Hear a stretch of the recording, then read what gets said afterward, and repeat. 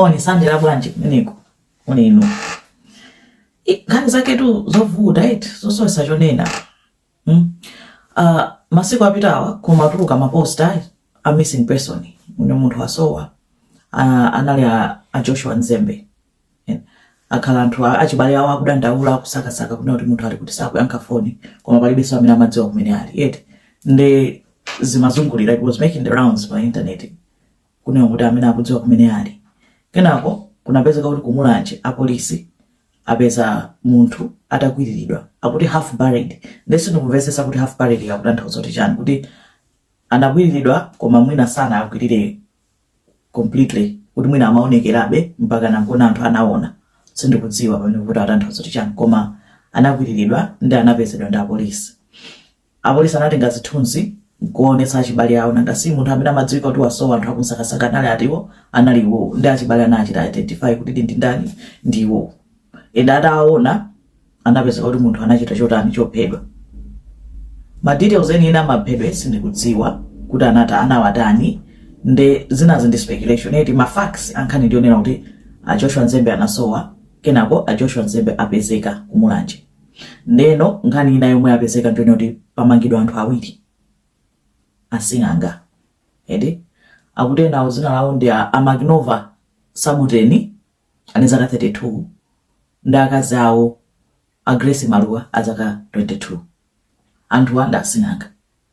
Nde those are the facts yet ma facts ndi amene kunena kuti anapezeka ataphedwa komanso anthu awiri wadani amangidwa. Those are the facts.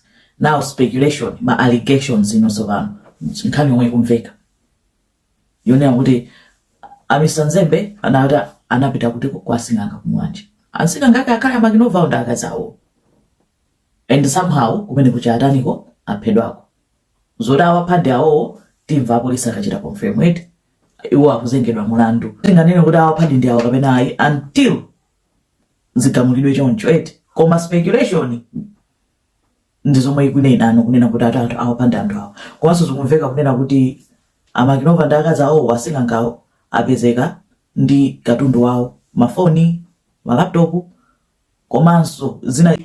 Amagnova asing'angawo anapezeka atavala suit ya Mzembe kuchalichi.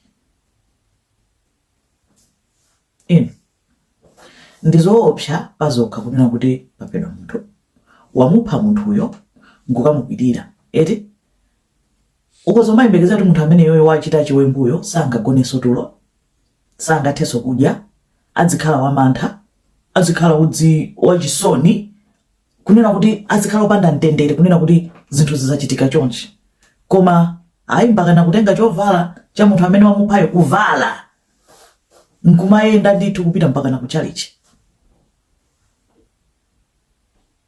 Matoino andulu anawo pshato iwo katundu wa munthu yakupezeka naye bwanji ngati yonda tisitu kuziwa unena kuti amakafuna chithandizo cha anjeti tunguzotea kuti ara anapita kwa asing'anga ukafuna chithandizo. Asing'anga ake ndi amenewo ndi asing'anga apezeka ndi katundu wa munthu uja koma munthu uja wapezeka kuti watani waphedwa ka analysis kameneka ndiye pameneno anthu tikhoza kuthamanga kuchira kumbudu kuti nanga zovala zake munthu zipezeka bwanji ndi anthu katundu wache kodi ngati kunali kufuna katundu wa munthu uyo asing'anga bwanji osangonena kuti okay mukufuna chithandizo ichi malipiro ake tikufuna laptop yanuyo phone yanuyo ndi suit ngati yomwe mwavala basi no munthu uja malipiro ake akhale atiwo amene alipira pakana koma poti situ kuziwa kuti chifukwa chenje chomwe aphera ndi chani koma nkhani kuti Samantha nkhani ya chisoni munthu akafuna chithandizo ndi akamupha anthu ndi azitani aliyense tosanduka toopsa masiku anoto komanso chongopempha kunena kuti anthu mwina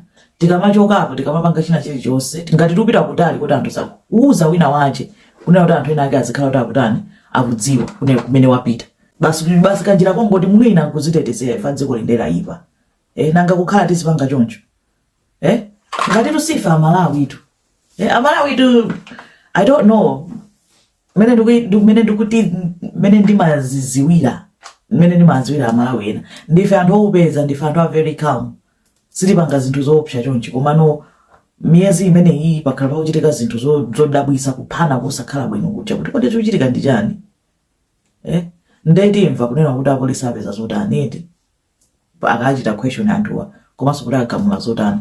Ndizomvetsa chisoni kungopepesa kwa ofera nkhani yoopsa kwambiri.